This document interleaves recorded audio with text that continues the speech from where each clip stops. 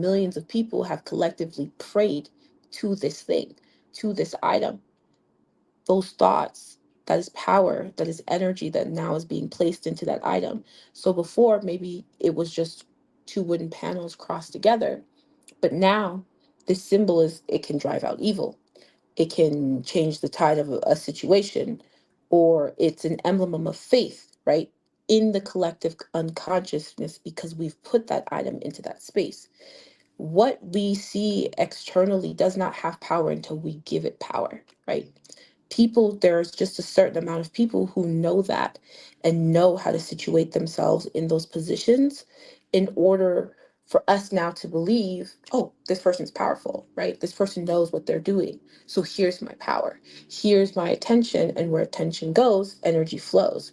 So I'm giving you a certain bit of my energy, a certain bit of my power, a certain bit of my attention, and now I'm projecting you. When that's a large amount of people, the more people that is, the further and further up these people get projected to a high level of fame, or truly then pushed up to the consciousness, the true consciousness of humanity. Someone like Marilyn Monroe, she's passed for years, right? But she's situated within the collective unconsciousness. Generation after generation knows her. Generation after generation knows the symbols or the icons that are connected to her, because she's propelled herself, her image, and her motif, her beauty, all these things into that space. But that's not possible if people don't have parasocial relationships, where people believe that something or someone outside of them is more powerful than them. We do that in so many facets. We do that in the church, where we think that this person, this pastor, is the emblem of God. He's the one, only he can talk to God. Where does it say that in the Bible? That only that person can talk to God.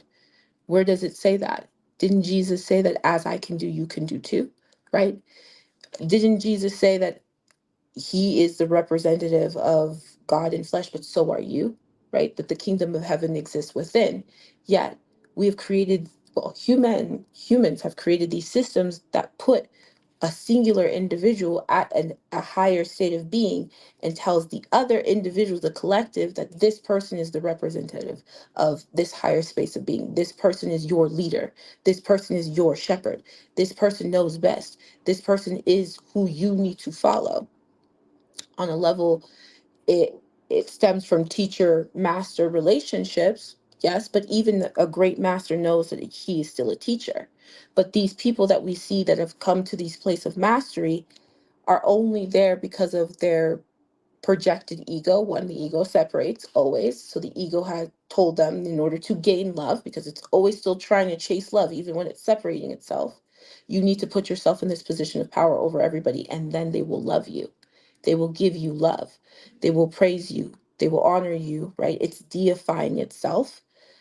And so then we have these individual icons that exist, or idols. Now an idol can be anything. An idol can be your partner. An idol can be a celebrity. An idol could be porn. An idol can be anything. Anything that separates you from your sense of power and your sense of self becomes an idol. That is what that parable really means. It's not about false gods. We create false gods ourselves, right? We create false gods in the Kardashians. We create false gods in the news. We create false gods with music, right? You can still love something that someone's doing, because especially if someone's amazingly talented, they're tapping into the collective unconscious. They're tapping into source energy. And that's why their gifts resonate. But do not deify them as if they're more important than you, or that they have something that you don't have, because what is latent, what is apparent in them is latent in you too, right? That's just evidence. You seeing it is just evidence of that. It's just up to you to tap into that power, not give your power away, not continue to deify people that are just flesh and blood like you. Yes. One thing that I noticed too as well is you can be so blinded by actually what you're actually doing to the point to where when it's all said and done and all your resources are dried up, or you found yourself in a position to where you're trying to figure out how did I get here, it won't dawn upon you the whole time that it's because of certain choices that you made that brought you where you are right now. If I spend all of my time trying to chase the affection of someone, I've internally already created my own idol of them. Exactly. I've Exactly. I've I've compartmentalized them in a way to where I need their validation, I need their acceptance, I need their affection. Hmm. I need confirmation from them that what I am bringing or what I am doing is sufficient within the confines of whatever the relationship is. And Hmm. by doing that, you've relinquished any type of uh power that you had to another person. And the crazy part about it is we've all been distributed equal amounts of God-given talent. Everyone has certain things that they're good at, but we're so blinded by beauty and the aesthetics of what is presented to us that we will lose all types of sense. Mm. We're just, just to have that nice car or just to have someone confirm, oh man, that's your woman right there. All right, I see you, I see you. But then on the flip side, the same person complimenting you on the woman that you're dating is the same person that is talking to her in her DMs. Hmm. The same person that's plotting to do harm to you because you got someone that they couldn't get. So Hmm. there's a check and balance with all of it. And the whole time you sitting here thinking that you doing something with this nice house and you got all of this money or you have all of this importance within, the government or wherever you are, there's always a trade-off. That's why the news is so polished within manipulating people to believe things are one way when they are something else, Hmm. because people are not really doing the research and not really trying to understand why these things are happening the way they are. They're happening like that because of, for one, because of us, Hmm. because we're not trying to get to the bottom of why such evil is being so prevalent and why it's been so successful over the years.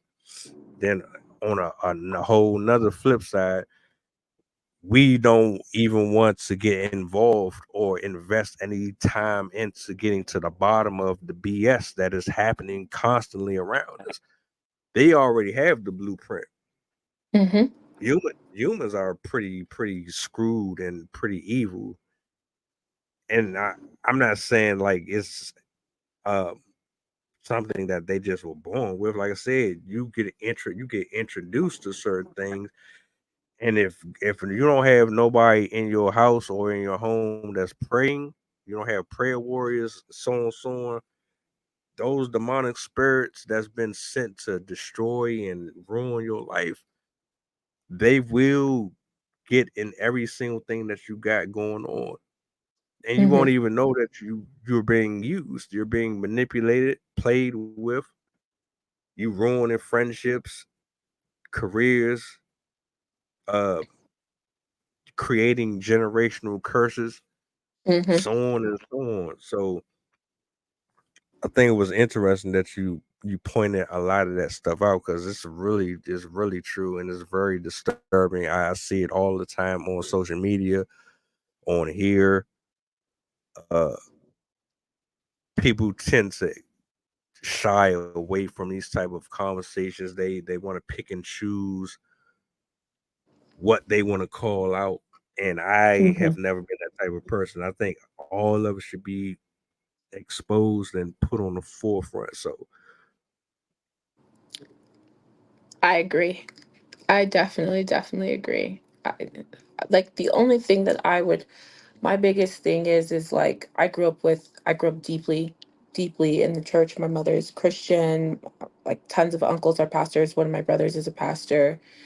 But I think a lot of the times, rudimentary, so like people to the very foundations of our being, people stop asking questions, right? People blindly follow things.